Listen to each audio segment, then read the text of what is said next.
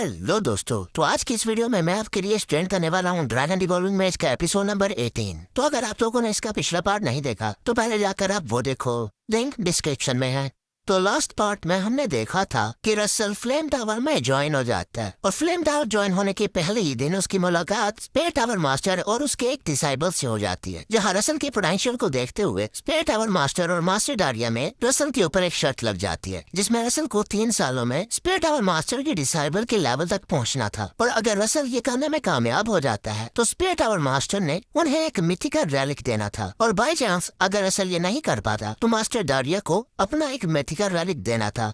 अब आगे तो इस एपिसोड की शुरुआत में मास्टर डारिया रसल को कह रही थी कि जैसा कि मुझे अल्सन ने बताया कि तुम उन हेरिटिक्स को फाउंड करने में हमारी मदद करना चाहते हो, तो रसल भी उन्हें बताता है, जी हाँ टीचर, आपने बिल्कुल सही सुना। तो मास्टर डारिया अपने हाथ में कुछ समन करते हुए रसल को बताती हैं, थोड़ी देर पहले मुझे कुछ स्पाइज ने थोड़ी सी इन्फॉर्मेशन भेजी थी, यानी कि उन्होंने कुछ कल्ट मेंबर्स के थोड़े से ट्रेसेस फाउंड किए हैं जिन्होंने अकेडमी पर हमला किया था। और इस चीज को सुनकर रसल काफी ज्यादा हैरान हो जाता है और मास्टर डारिया आगे बता रही थी, उन सभी कल्ट मेंबर्स को सुदरा में देखा गया है, जो कि एक न्यूट्रल सिटी है, और वो हेरिटिक्स अकेले ही भागने की फिराक में है। और इस चीज को सुनकर रसल अपने मन में सोच रहा था, सुदरा जिसे कि क्रिमिनल्स की जन्नत भी कहा जाता है, उस हेरिटिक्स ने भागने के लिए काफी अच्छी प्लेस चुनी है। और फिर से मास्टर डारिया रसल को कह रही थी, तुम्हारी स्किल्स को देखकर मुझे लगता है कि तुम उन लोगों को काफी आसानी से ट्रैक कर लोगे, लेकिन तुम्हें ये चीज भी जाननी चाहिए कि वो इस बार खुद को डिफेंड करने के लिए बिल्कुल तैयार होगा। क्या तुम अभी भी इस चीज को लेकर रिस्क लेना चाहते हो? मगर रसल काफी सीरियस सी शक्ल बनाकर उनकी ये सारी बातें सुनी जा रहा था, जिस चीज को देखकर मास्टर डारिया भी काफी ज्यादा हैरान हो जाती है। और फिर अचानक से रसल मास्टर डारिया को रिस्पेक्ट पेश करते हुए कहने लगता है, मैं किंगडम के गार्डियन के तौर पर अपनी ड्यूटी निभाना चाहता हूँ। जिस पर मास्टर डारिया भी रसल के सामने हार मानते हुए कहती है, हाँ चलो ठीक है, कल से वहाँ पर जाने के लिए तैयारी शुरू कर दो,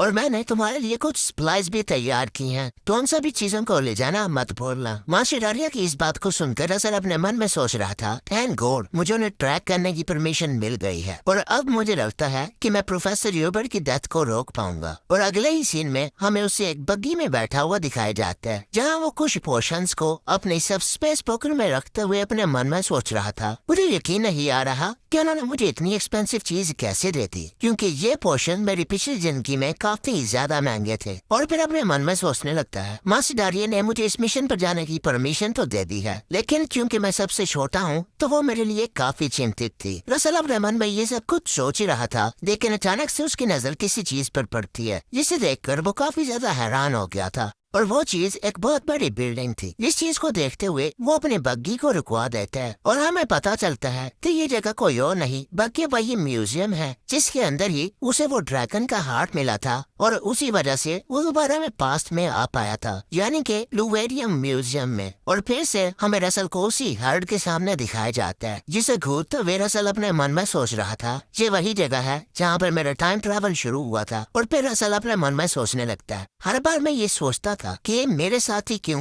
ये वाला मिरेकल हुआ, और फिर मैंने अपना ही एक कंक्लूजन निकाला कि मेरा टाइम ट्रैवल इसी वजह से हुआ था कि मैं अपनी पावर्स को ग्रो कर पाऊं और काफी ज्यादा स्ट्रांग बनूं, और अपनी पिछली लाइफ में मैंने जिन लोगों को खो दिया था उन सभी लोगों को प्रोटेक्ट करूं। दरअसल उस ड्रैगन हार्ट को देखते हुए अपने मन में ये सब कुछ सोच ही रहा था। अचानक से उसके सामने एक सिस्टम विंडो पॉपअप होती है, जिसमें उसे मिशन मिला था कि ड्रैगन फॉल के हार्ट को सिक्योर करो, जो कि काफी सदियों से एंडीमियन म्यूजियम में कैद है। और एक दूसरे सिस्टम विंडो में एक और मिशन मिला था, ड्रैगनिफिकेशन, जो कि तुम्हारी विल के मुताबिक ड्रैगन की पावर्स को तुम्हारे लिए मैनिफेस्ट करती है, जिसका रिवार्ड इंटरमीडिएट ग्रेड के माना स्टोन्स थे। और मुझे तो कुछ समझ नहीं आया कि ये किस टाइप का मिशन है। रसल इन सिस्टम विंडोज को देखकर अपने मन में सोच रहा था, ये मिशन कुछ ज्यादा ही अजीब नहीं है। जैसा कि पहला मिशन, ये heart of the dragon fold को सिक्योर करूं, इस चीज का सीधा सीधा मतलब ये है कि मुझे रॉयल फैमिली को उंगली करनी होगी, या फिर कोई बहुत ही बड़ा कारनामा अंजाम दूं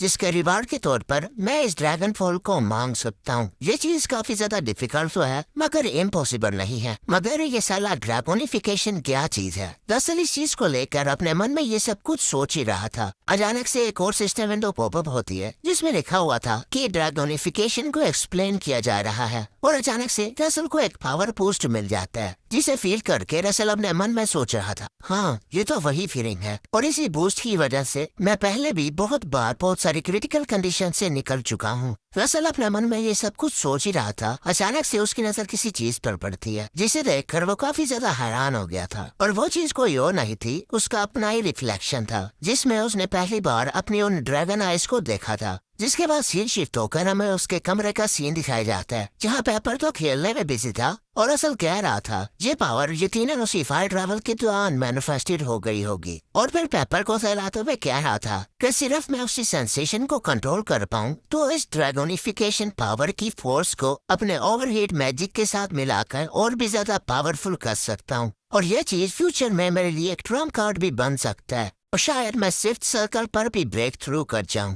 लेकिन सबसे बड़ी प्रॉब्लम यह है कि मेरे पास इतना टाइम ही नहीं है कि मैं इस चीज को मास्टर कर पाऊं। आफ्टर ऑल ये पावर खुद ब खुद ही उस वक्त मैनिफेस्ट हो जाती है जब मेरी जिंदगी काफी बड़े खतरे में होती है और मिशंस की वजह से मैं ज्यादा टाइम अपने आप को ट्रेन भी नहीं कर सकता। रसल की ये सारी बातें सुनने के बाद पेपर के दिमाग में एक आइडिया आ जाता है और अभी भी रसल यही कही जा रहा था, अगर मैं अपने आप को रन कर भी दूं तो फिर भी सिर्फ सर्कल पर पहुंचते पहुंचते मुझे काफी ज्यादा टाइम गुजर जाएगा। और पेपर भी रसल को अपनी तरफ मुतवज्जा करने के लिए उसे बुलाने की काफी ज्यादा कोशिशें कर रहा था। लेकिन रसल साहब तो अपनी ही सोचों में गुम थे और काफी परेशान होते हुए सोच रहा था कि मैं ऐसा क्या करूं। नो मैटर मैं कितना ज्यादा फोकस कर लूं, मुझे वो सेंसेशन आ ही नहीं रही। लेकिन भाई साहब पेपर को बिल्कुल ही इग्नोर मार रहा था जिसकी वजह से उसे भी काफी ज्यादा गुस्सा आ जाता है और गुस्सा होते हुए वो अपनी फायर पावर का इस्तेमाल करके रसल को भून देता है और काफी क्यूट तरीके से रसल पर चिल्ला रहा था। और रसल भी पेपर की बातें समझ जाता है और कह रहा था तो तुम मेरी मदद करना चाहते हो। और रसल की इस बात को सुनकर पेपर भी खुश होते हुए अपनी जुबान में उसे हाँ में जवाब देता है। और नेक्स्ट सीन में हमें उसे मेडिटेशन स्टेट में बैठा हुआ दिखाया जाता है जहाँ उसके सर के ऊपर पेपर भी बैठा हुआ था और रसल का ध्यान लगाना ही था। वो अपने आप को किसी और ही जगह में पाता है। यहाँ पहुंचकर रसल कह रहा था ये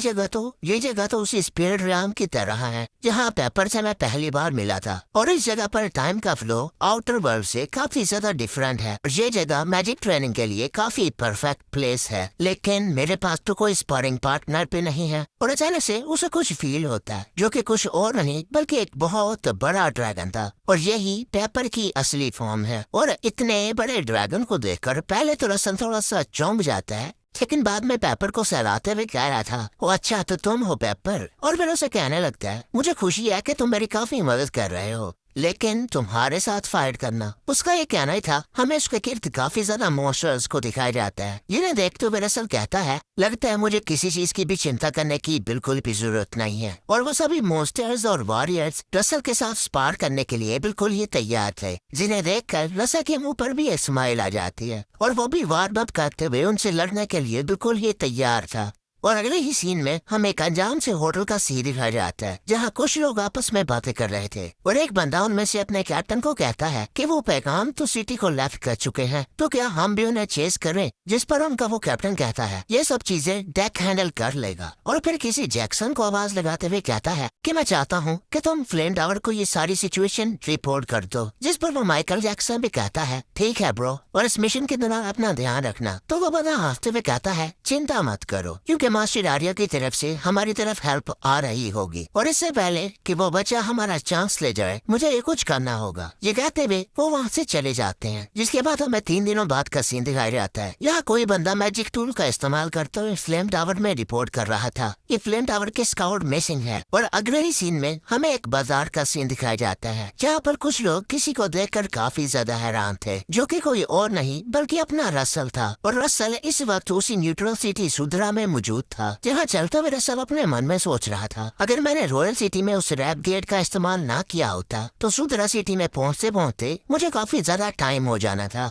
और दोबारा से अपने मन में सोचने लगता है। फिर रियान जहाँ पर टाइम स्टॉप हो जाता है वहाँ पर ट्रेनिंग करने से मुझे काफी फायदा हुआ है। वहाँ के 2-3 महीने बाहर के 1 हफ्ते के बराबर थे और ऑफ कोर्स मैं ड्रैगोनिफिकेशन को इस्तेमाल करने में कामयाब हो गया। मगर यहाँ पर बहुत सारी कुछ ऐसी प्रॉब्लम्स हैं जिन्हें मुझे अभी भी सॉल्व करना है। और फिर हमें दिखाया जाता है कि रसल उन सभी स्पिरिट से फाइट कर रहा था और इस वक्त वो ड्रैगोनिफिकेशन पावर को भी इस्तेमाल कर पा रहा था। इस पावर को वो ज्यादा टाइम तक इस्तेमाल नहीं कर पाता और फिर हमें बताने लगता है इस चीज को इस्तेमाल करने का मेरे पास बहुत ही कम टाइम होता है। और दूसरी चीज ये कि इसे इस्तेमाल करने के बाद बहुत ज्यादा थकान हो जाती है, बिल्कुल ओवरहीट मैजिक की तरह, जिसे इस्तेमाल करने के बाद मैं डिफेंसलेस हो जाता हूँ। रसल अपने मन में ये सोचते हुए आगे बढ़ ही रहा होता है। अचानक से उसे कोई रोक लेता है। जो बंदा रसल को धमकाते हुए कहता है, अच्छे क्या तुम अपना रास्ता भूल गए? अगर तुम चाहते हो तो मैं तुम्हें सीधा रास्ता दिखा सकता हूँ। बट रसल की रिएक्शन को देखकर बिल्कुल भी नहीं लग रहा ये इन बंदों से डर गया है। रसल भी अनजान बनने का दिखावा करते हुए कहता है, ओहो क्या कोइंसिडेंस है। और अगले सीन में हमें एक बार का सीन दिखाया जाता है। इसके सामने हमें उसी बंदे को दिखाया जाता है जिसकी हालत कुछ ठीक नहीं थी। वो बंदा रसल को इन्फॉर्मेशन दे रहा था यही वो जगह है जिसका नाम येलो वाइब्रेंट है। वो सारे बंदे रसल के सामने झुकते हुए कह रहे थे, आशा है कि आपकी ट्रिप सही रहेगी, जिस पर रसल भी उन्हें दफा होने का कह देता है। और अगले ही सीन में हमें उसे उसी बार में दिखाया जाता है जहाँ उस बार का मैनेजर रसल से पूछता है कि आप क्या लेना पसंद करेंगे। पर एक बच्चे को एक बार में देखकर पास बैठे बंदे काफी ज्यादा हैरान हो गए थे। लेकिन रसल अपना ऑर्डर देता है 37-year-old रेड ड्रेक कॉकटेल जिसे 12-year-old ब्रिक्स के साथ मिक्स किया हो। पर रसल के इस ऑर्डर को सुनकर किसान वाला बंदा कहता है, तुम पियक्कड़ क्या पीने की इरादा कर रहे हो? और रसल को देखते हुए वो मैनेजर भी सोच रहा था अगर सच में इस ऑर्डर को पिएगा ये सच में मारा जाएगा। जे फ्लेम टावर का सीक्रेट कोड ही हो सकता है। लेकिन मुझे यकीन नहीं आ रहा इतनी यंग एज में ये फ्लेम टावर का एक डिवाइनिटी बन गया है। और वो रसल का ऑर्डर देते हुए अपने मन में सोच रहा था क्या सच में ये फ्लेम टावर से ही है। और हम देखते हैं कि रसल ने एक साउंड प्रूफ बैरियर बनाया हुआ था जिसे बनाने के बाद रसल बता रहा था ये साउंड प्रूफ इन मैजिक है जिसकी वजह से आसपास के कस्टमर हमारी बात नहीं सुन पाएंगे। तो वो मैनेजर भी अपना इंट्रोडक्शन देते हुए कहता है, मेरा नाम जैक्सन है जो कि फ्लेम टावर का एक स्पाई है। मैं इस बार में काफी सालों से एक अंडरकवर एजेंट के तौर पर काम कर रहा हूँ। तो रसल भी अपना इंट्रोडक्शन देते हुए कहता है क्यों ना कहीं और जाकर बात की जाए। और नेक्स्ट सीन में हमें उन्हें होटल के बाहर दिखाया जाता है जहाँ रसल कह रहा था तुम्हारे कहने का मतलब है कि 3 दिन पहले फ्लेम टावर के सारे स्काउट मिसिंग हो गए हैं। तो वो पर्सन रसल को बताता है, हाँ तुमने सही समझा। फ्री इन्फॉर्मेशन जो उन स्काउट्स ने मुझे दी थी कि वो उन हेरिटेज का पीछा कर रहे हैं जो कि डेजर्ट ड्यून्स की तरफ जा रहे हैं। तो रसल पूछता है क्या वो किसी ट्रैप में फंस गए हैं? डायनो मैनेजर बताता है नहीं वो इस तरह के लोग नहीं हैं कि आसानी से किसी ट्रैप में फंस जाएं। रसल उनसे पूछता है या तुम्हारे पास कोई मैप है जिससे मैं डेजर्ट ड्यून्स की तरफ जा सकूं क्योंकि मैं उन सभी लोगों को रेस्क्यू करना चाहता हूँ। तो वो मैनेजर कहता है और कोई ऐसी जगह नहीं है जहाँ पर तुम्हारे जैसा कोई बच्चा जा सके क्योंकि उस ड्यून्स में वो स्काउट्स भी मिसिंग हो गई हैं जो कि काफी ज्यादा स्किलफुल थे और वो जगह एम्पायर के बॉर्डर के भी काफी करीब है। इस वजह से वो जगह काफी ज्यादा डेंजरस है। तो रसल अपने ऑरा को रिलीज करते हुए अपने मन में सोच रहा था ये पर्सन मुझ पर ट्रस्ट नहीं कर रहा। वो पर्सन अभी भी रसल को कह रहा था मैं भी रीइंफोर्समेंट का इंतजार करना चाहिए। लेकिन रसल की अपनी मोना रिलीज करने की वजह से उस पर्सन की हालत भी काफी ज्यादा खराब हो जाती है। असल की इसे इंटेंस प्रेशर को फील कर वो पर्सन भी अपने मन में सोच रहा था मैंने सुना था कि ये 4th सर्कल पर है लेकिन इसकी बॉडी से जो मोना निकल रहा है वो डेफिनेटली 5th सर्कल के करीब है। इस चीज को मेंशन करने की बिल्कुल भी जरूरत नहीं है। ये अपनी पावर्स को काफी आसानी से कंट्रोल कर पा रहा है। और जैसे ही रसल अपना ऑरा रिलीज करना बंद करता है तो वो बंदा भी खांसते हुए रसल से माफिया मांग रहा था और कहता है कि तुम्हें ड्यून्स तक जाने का नक्शा मिल जाएगा। और उस पर्सन के जवाब को सुनकर रसल भी मुस्कुरा देता है। और नेक्स्ट सीन में हमें दिखाया जाता है कि वो हर एक चीज का रसल पीछा कर रहा था वो किसी के सामने झुका हुआ था और कह रहा था आपके ऑर्डर के मुताबिक मैंने अपने पीछे काफी ज्यादा ट्रेसेस छोड़े हैं। जिस पर उसके सामने वाले पर्सन काफी इवल हंसी हंसते हुए कह रहे थे काफी अच्छा है और मैं उन चेजर्स के खून को स्मेल कर पा रही हूँ।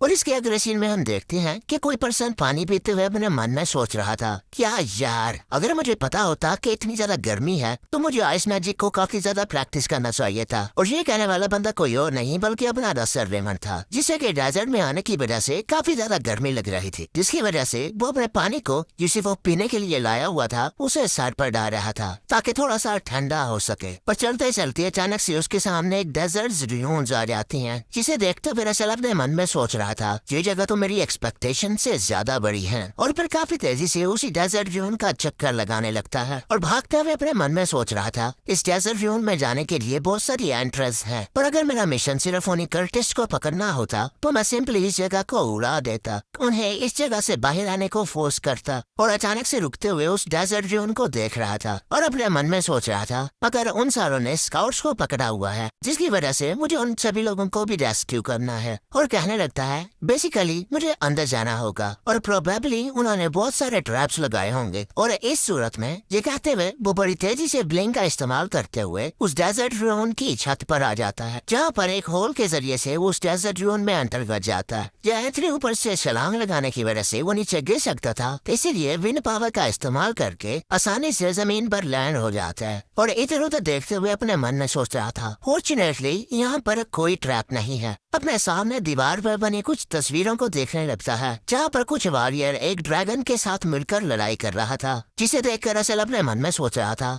एक ड्रैगन और एक ब्लैक हेयर्ड वॉरियर, मगर उनका ओपोनेंट कौन था? लेकिन जिस जगह पर उनका ओपोनेंट था उस जगह को डिस्ट्रॉय किया हुआ था। और अचानक से कोई हंसते हुए कहता है क्या सरप्राइज है। इस चीज को सुनकर रसल काफी स्टर्क होते हुए अपने मन में सोच रहा था तो इसका मतलब है तुम यहाँ पर हो। और हम देखते हैं कि बहुत सारे अंडर्स ने रसल को घेर लिया था और वो हेरेटिक्स अभी भी कह रहा था मुझे यकीन नहीं आ रहा कि तुम वही लड़के हो, और मुझे यकीन नहीं आ रहा कि एक अकेडमी का लड़का मुझे काफी देर से चेस कर रहा था। तुम यहाँ पर अपनी मर्जी से तो आ गए हो, लेकिन मुझे नहीं लगता कि तुम यहाँ से अपनी मर्जी से जा पाओगे, और इतनी देर मेरा पीछा करने के लिए अपने टोकन ऑफ ग्रेटिट्यूड के तौर पर मैं तुम्हें मौत दूंगा। उस हेरेटिक की ये सारी बातें सुनने के बाद रसल उसे ताना मारते हुए कहता है देखो तो सही मुझे ताना भी कौन मार रहा है जो कि मुझसे डर कर भागा था, एक अकेडमी के बच्चे से। रसल की तरफ से इस ताने को सुनकर वो बंदा काफी ज्यादा गुस्सा हो जाता है और रसल को गालियां देते हुए अपने अंडर्स को उस पर हमला करने के लिए भी कह देता है। और उन अंडर्स को देखते हुए रसल अपने मन में सोच रहा था ये उन सोल्जर्स के कोर्सेज हैं कि बैटलफील्ड में मारे गए थे, जिसका मतलब है कि जिनके साथ मेरी पिछली बार फाइट हुई थी ये कोर्सेज उससे काफी ज्यादा स्ट्रॉन्ग होंगे। और वो हेरेटिक भी काफी ऊंची ऊंची हंसते हुए कह रहा था और ये जगह अब से तुम्हारी ग्रेव बनने वाली है। ये कहते हुए वो जोर जोर से हंस रहा था, मगर रसल उन सभी कॉर्प्सेस को अपनी तरफ बढ़ता देखकर अपने इर्द गिर्द दोबारा से फायर वाल बना लेता है।